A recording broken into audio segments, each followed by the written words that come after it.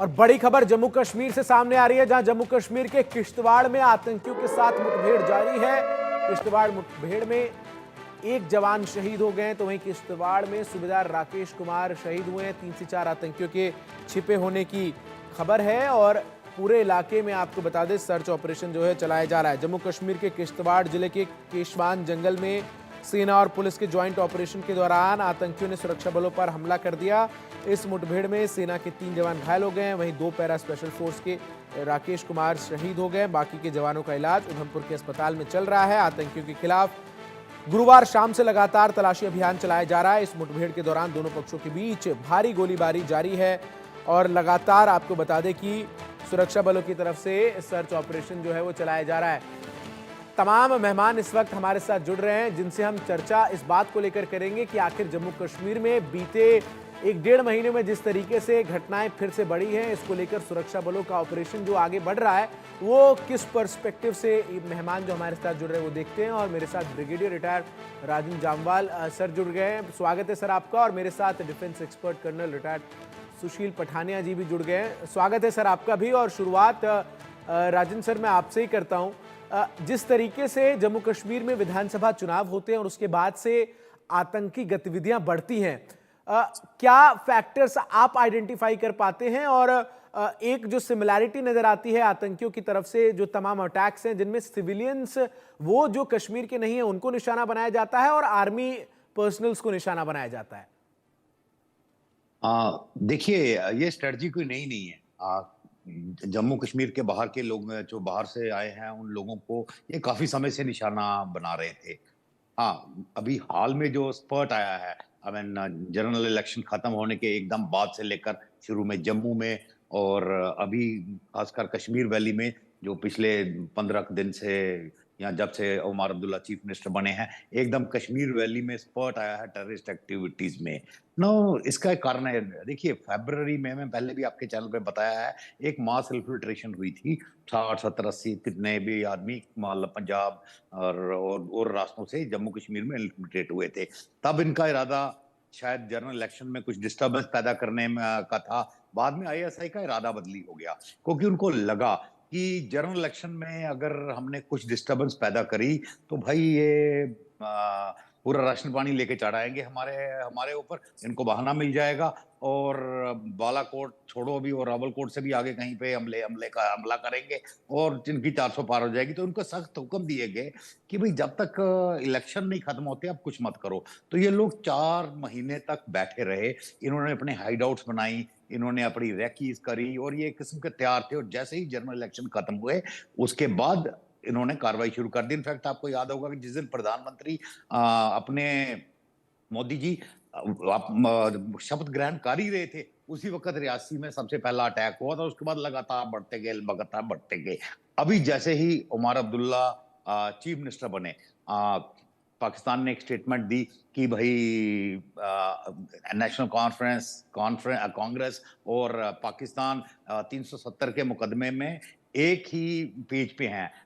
जिसका इवन उमर अब्दुल्ला ने बड़ा मतलब ओपनली उनको शट अप कॉल दिया, जब बोला भाई साहब आपकी कोई जरूरत नहीं है, हमारे मुकदमे हम खुद हल कर लेंगे, आप इससे दूर रहिए, ना आपका कोई लोकल स्टैंडिंग नहीं है। तो ओपन शट अप कॉल ना। उसके बाद क्या हुआ, उनको लगा कि शायद ये तो मतलब अभी सरकार अब आ गई है, अभी हमारी एक्टिविटीज पे इतना चेक नहीं होगा, अगर कोई पकड़ा पकड़ा भी जाएगा तो उसको किसी तरीके से पॉलिटिकल प्रिजनर बता दू के निकाल लिया जाएगा। अब उनको लगा कि शायद ऐसा नहीं होगा, क्योंकि एक तो दिस एक किस्म का रिप्रेजल अटैक्स कि भी अभी हम इनको दिखाते हैं कि टेररिज्म क्या होता है। It's a temporary phase. ये अभी तकरीबन 150 के करीब आतंकवादी कश्मीर वैली में है और 70-75 के करीब एज पर जो इंटेलिजेंस सोर्सेज हैं वो जम्मू के इलाके में एक्टिव हैं। काफी इनमें से पिछले 2-3 महीने में से खत्म हो चुके हैं, मर चुके हैं। ऊपर से अभी सर्दियां आ रही हैं, तो सर्दियां आ गई, इनको ऊपर से गर्मियों में क्या होता है, ये ऊपर वाले इलाकों में रहते हैं, नीचे आते हैं, हरकत करते हैं, फिर ऊपरी पहाड़ियों पे चढ़ जाते हैं ना। विंटर्स में थोड़ा ऊपर में रहना काफी मुश्किल होता है। दूसरी एक बड़ी चीज मैं बताता हूँ आपको, यहाँ जो चेंज हुआ है, पहले क्या था, जम्मू में तो शुरू से ही लोकल सपोर्ट नहीं थी।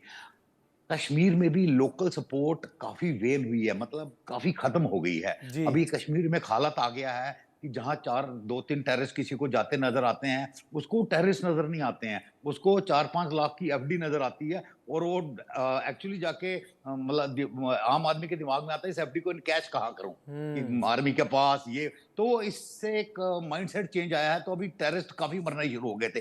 तो जो पॉलिसी चेंज इन्होंने लाई, अभी वो आम जनता के ऊपर भरोसा नहीं करते।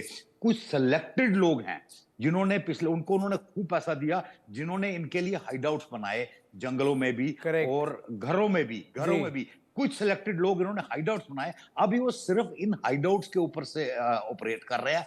आम पहले होता था ना, किसी घर चले जाते थे, खाना खिलाओ, ये करो, वो करो, वो करो, वो सब खत्म हो गया है। अभी बहुत सिलेक्टेड लोग, मतलब आदित्य, अभी जरूरत है इन लोगों को आइडेंटिफाई करने का। 90% ऐसे बहुत लोग एक मेजर पैसे के लिए काम कर रहे हैं। जी, ये बहुत एक मेजर पॉइंट सर आपने उठाया है, क्योंकि जिस तरीके से घटनाएं लगातार बढ़ी हैं, इसमें जो एक कॉमन फैक्टर निकलकर सामने आता है वो यही है कि जो लोकल सपोर्ट है आतंकियों को, वो लगातार जिस तरीके से बढ़ा है। अजय जांडियाल लगातार हमारे साथ ग्राउंड जीरो से जुड़कर रिपोर्ट करते हैं इन तमाम घटनाओं पर।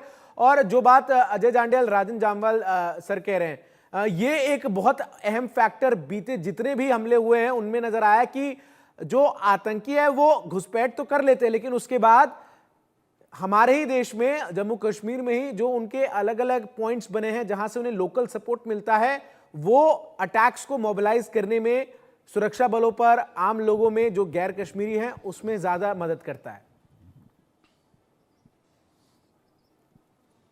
देखिए चंदन, बिल्कुल आप सही कह रहे हैं। और जिस तरीके से अगर आप देखें तो जम्मू कश्मीर में एक समय ये आया 370 के बाद, जब यहां पर तमाम आतंकी कमांडर जो है वो मारे गए, जब तमाम जो हाइडआउट से आतंकियों के वो बस्ट किए गए, और जितने भी आतंकी जम्मू कश्मीर में मौजूद थे उनके ज्यादातर कमांडरों का सफाया हुआ। हालत ये थी कि सिर्फ गिने चुने ओवरग्राउंड वर्कर बचे थे, जिनकी मदद से पाकिस्तान जो है वो कभी टारगेट किलिंग करवाता था, कभी ग्रेनेड लॉबिंग करता था। और आप देखें तो अगर समय ऐसा था कि आज अगर कोई टेरर रैंक ज्वाइन करता था तो 2 दिन बाद वो मारा जाता था, तो कोई ट्रेनिंग नहीं थी उनको। मगर इस चुनावों से ठीक पहले पाकिस्तान ने क्या किया कि यहां पर आतंकियों को घुसपैठ करवाना शुरू किया। और उसके साथ साथ पाकिस्तान क्या कर रहा था, अपने जो पाकिस्तान में या पाकिस्तान के कब्जे वाले कश्मीर में बैठे वो जम्मू कश्मीर के युवक, वो जो वहां ट्रेनिंग लेने के लिए आतंकी रैंक ज्वाइन करने के लिए गए थे मगर वापस नहीं लौटे थे, उनके इस्तेमाल के जरिए एक बार फिर से नेटवर्क को रिवाइव किया। उनके रिश्तेदार, उनके दोस्त जो भी यहां पे संपर्क में थे, उनके जरिए जो है यहां पर आतंक के नेटवर्क को फिर खड़ा किया गया। और उसके बाद, क्योंकि ये जो ओवरग्राउंड वर्कर है, अगर वो नहीं होगा तो यहां पर आतंकियों का सर्वाइवल कभी पॉसिबल नहीं है, क्योंकि लैंग्वेज डिफरेंस एक चीज है, उसके साथ साथ यहां जो टोपोग्राफी है यहां की वो अलग है। कहां पे उनको सपोर्ट मिल सकता है, कहां नहीं मिल सकता, उनको नहीं पता। इसीलिए पाकिस्तान ने वो नेटवर्क खड़ा किया और उसके बाद लगभग 100 के करीब आतंकी जो है वो सरहद पार से जम्मू कश्मीर में दाखिल हुए। और इस वक्त जो आतंकी इस वक्त जम्मू कश्मीर में सक्रिय हैं, उनमें ज्यादातर आतंकी पाकिस्तानी हैं। और वो यहां पर आकर, उनको सबसे खास चीज कि उनको ट्रेनिंग जो दी गई है वो ट्रेनिंग जंगल वॉरफेयर की है, यानी कि वो किसी भी परिस्थिति में रह सकते हैं। दरअसल ये हैं तो आतंकी कहे जाने वाले, मगर ये पाकिस्तानी सेना के वो हैं जिनको यूनिफॉर्म खाली नहीं होगी यहां पर, बाकी हथियार आप देखें तो इनको अमेरिकन मेड वेपन है, इनको चाइनीज जो कम्युनिकेशन डिवाइसेस हैं, इनके पास अत्याधुनिक हथियारों, इक्विपमेंट्स के साथ जो है इनको लैस किया गया है। और उसके बाद इन्हें भेज दिया गया यहां पर जंगलों में, जहां पर इनके नेटवर्क को इन्होंने पहले तैयार किया था। और पिछले अगर आप देखें तो लगभग 4 महीने में, 5 महीने में इन्होंने उन जंगलों में अपने ठिकाने जो है वो तलाशे और उसके बाद वहां पर उनको अपने लिए फ्रेंडली बना दिया। क्योंकि 90 के बाद जब 2003 में यहां पर ऑपरेशन सर्वविनाश चला था तो तमाम जंगलों में आतंकी जो थे उनको मार गिराया गया था। जंगलों में डिप्लॉयमेंट सुरक्षा बलों की नहीं थी, तो इसीलिए कश्मीर का जो टेररिज्म था उसको जम्मू शिफ्ट किया गया। और जंगलों में चाहे राजौरी पुंछ का हो, रियासी का हो, किश्तवाड़ डोडा का हो, उधमपुर कठुआ का, दूर दराज का इलाका, उसे चुना गया। और उसके बाद उन इलाकों में जैसे ही उनको निर्देश मिलते, उन्होंने टारगेट किलिंग करना या फिर टेरर अटैक्स को अंजाम देना शुरू किया। जैसे रियासी में हुआ, राजौरी में हुआ, पुंछ में हुआ, कठुआ में हुआ, उधमपुर में हुआ, किश्तवाड़ डोडा में हुआ। तो ये चीजें की गई हैं। अब मगर सेना लगातार लगी हुई है कि किसी भी तरीके से इस नेटवर्क को फिर से उखाड़ फेंकना है और साथ साथ आतंकियों का सफाया सफाया करना है। आप देखिए हो क्या रहा है। दरअसल पहले ये सेना के साथ टेरर कैंप्स पे अटैक करते थे, मगर अब डायरेक्ट कॉन्फ्लिक्ट नहीं लेते हैं। वजह, क्योंकि इनको पता है डायरेक्ट कॉन्फ्लिक्ट का मतलब है कि ये मारे जाएंगे और उसके बाद वापिस जहां पे आतंकी पहुंचे ना पहुंचे ये मुश्किल है। ऐसे में हिट एंड रन की पॉलिसी, यानी कि किसी भी सेना के काफिले को दूर से निशाना बनाओ, उसके बाद भाग जाओ। बिल्कुल, ये जो पॉलिसी चेंज नजर आती है आतंकियों की तरफ से, वो एक बड़ी फैक्टर है। अजय जांडिया लगातार रिपोर्ट भी करते हैं उन तमाम जगहों से जहां सुरक्षा बलों की तरफ से ऑपरेशन जो है चलाए जाते हैं। बहुत बहुत शुक्रिया अजय जांडियाल आपका हमारे साथ जुड़कर तमाम जानकारी दर्शकों तक पहुंचाने के लिए। हमारे साथ कर्नल पठानिया भी इस वक्त जुड़े हुए हैं। कर्नल पठानिया, एक दौर था जब धारा 370 को हटाने के बाद बड़ी संख्या में ऑपरेशंस जो है चलाए गए और ऑपरेशन क्लीन आउट का उसमें जिक्र हुआ और किस तरीके से एक नया कमांडर रिक्रूट होता, उसे तुरंत सुरक्षा बल एलिमिनेट करते। लेकिन अब जिस तरीके से एक नए सिरे से ऑपरेशंस को रिफ्रेम किया जा रहा है और हमने देखा कि हाल ही में जो ऑपरेशन हुआ उसमें टैंक्स तक जो हैं वो उतारने पड़े सेना को, क्योंकि उस जगह की टोपोग्राफी जो थी वो उस हिसाब से थी कि वहां पर ज़रूरत थी। ऐसे में आप किस तरीके से देखते हैं, कौन सा एक स्ट्रैटेजी होनी चाहिए जिससे सेना जो है वो जो लगातार घटनाएं बढ़ी हैं बीते 1-1.5 महीने में आतंकी, उनको फिर से नियंत्रित कर सके?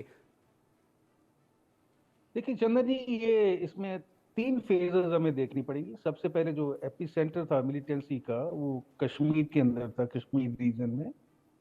उसके बाद 2-2.5 साल पहले ये जम्मू रीजन में शिफ्ट हुआ और उन्होंने आस्ते आस्ते करके यहाँ की जो 10 डिस्ट्रिक्ट थी उसके अंदर अपना उनको निशाना बनाया। अभी हम बात करते हैं जो रिसेंट स्पर्ट आया है post taking over of CM job by the Omar Abdullah.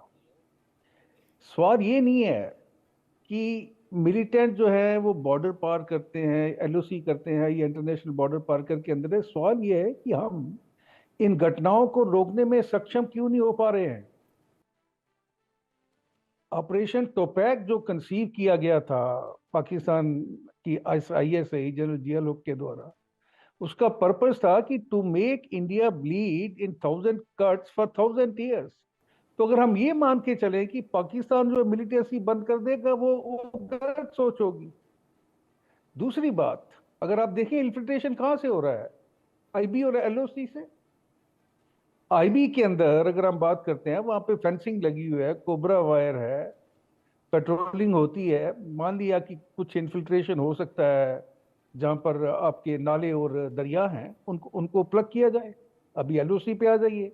LOC के अंदर अगर आपके पास ट्रुप्स की कमी है तो ज्यादा ट्रुप्स लगाइए।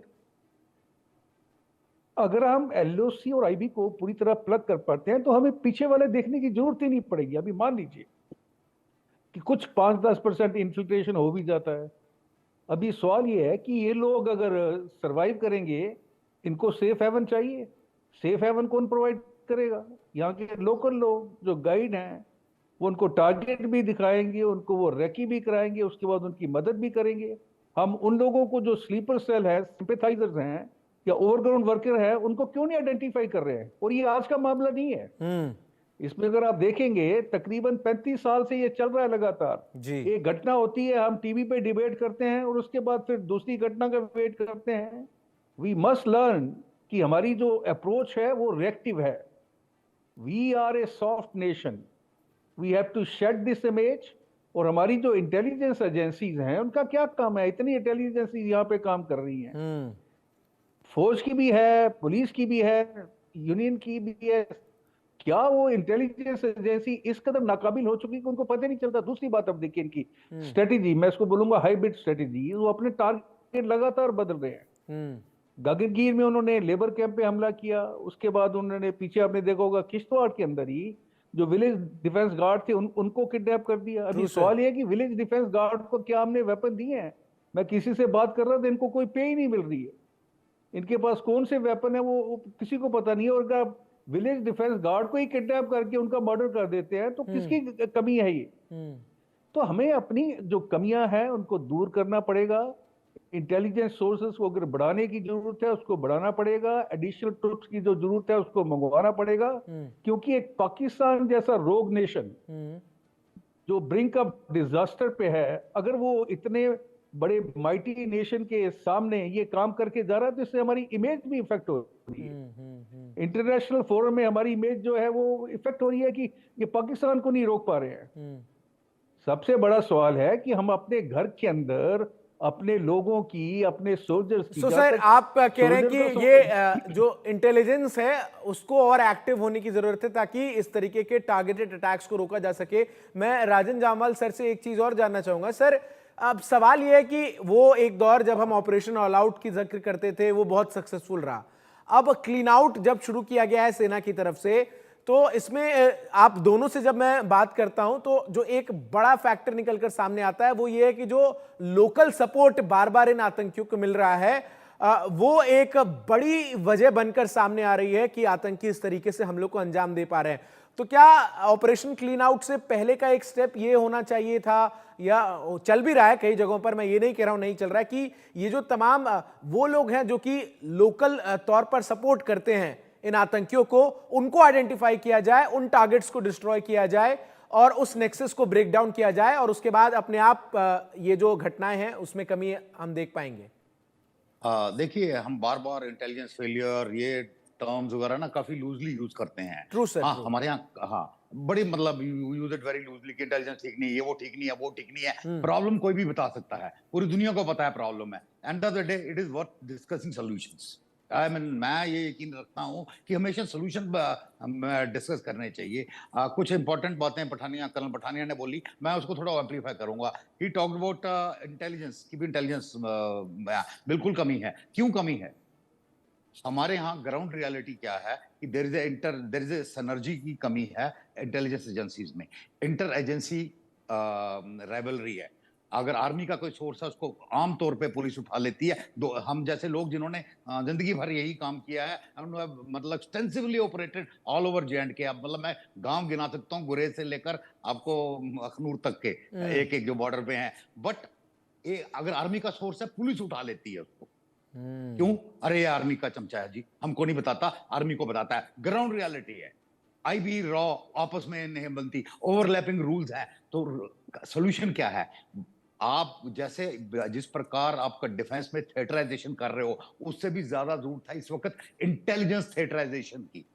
इंटेलिजेंस का एक थिएटर में एक कमांडर होनी चाहिए, सारी एजेंसीज को कंट्रोल करने का, चाहे वो आर्मी इंटेलिजेंस है, पुलिस, ये जो भी इससे संबंधित है। एक this thing, so theatrisation, intelligence theatrisation is the need of hour. And मेरे को लगता है जल्दी इसके बारे में कुछ होगा। जो मेरे मतलब कुछ जानकार लोग हैं बता रहे हैं, ऑलरेडी ये संज्ञान में है गृह मंत्रालय के, और जल्दी इस पे वो कुछ ना कुछ कार्रवाई करेंगे कि because this is the need of our.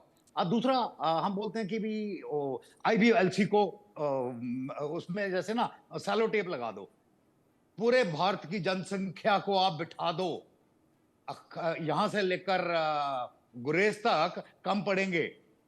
सेना को तो छोड़ो, कम पड़ेंगे। बिकॉज यहाँ पे आपने अगर नाले देखे हैं, 2-2 हजार फुट गहरे नाले हैं, एकदम आप उस पर खड़े नहीं रह सकते, वो इन्फिल्ट्रेशन होगी। Answer is not that, answer is more use of technology. अभी देखिए, हमने काफी टेक्नोलॉजी इंडक्ट करी है, पर अभी हमें और टेक्नोलॉजी इंडक्ट करने की है। अभी ये जंगलों में बैठे हैं, मेरे को बताइए फॉइलेज पेनिट्रेटिंग रडार्स हमारे पास उतने ज्यादा क्यों नहीं है, स्पेशली हेलीबॉर्न फॉइलेज पेनिट्रेटिंग रडार्स, जो कि उड़ के बता सके हमको कि भी यहाँ छुपा हुआ है आदमी। अगर वो केव के अंदर भी छुपा हुआ है, उसका थर्मल प्रिंट होगा। यू सी, अगर वो चल के गया है 4-5 घंटे तक, उसके चलने के पांव के निशान का जो थर्मल प्रिंट होता है वो नजर आ जाता है। टेक्नोलॉजी दुनिया में अवेलेबल है, इसको इंडक्ट करने की जरूरत है। और हमने कुछ ड्रोन इंपोर्ट करे हैं, छोटे माइक्रो ड्रोन भी स्पेशल फोर्सेस वगैरह को दिए हैं, अभी 100 के करीब आए थे। यू सी, छोटे छोटे कदम हैं, इसको मास स्केल पे करना है। अगर ठीक है इंसर्जेंसी को खत्म करना है सर, माफी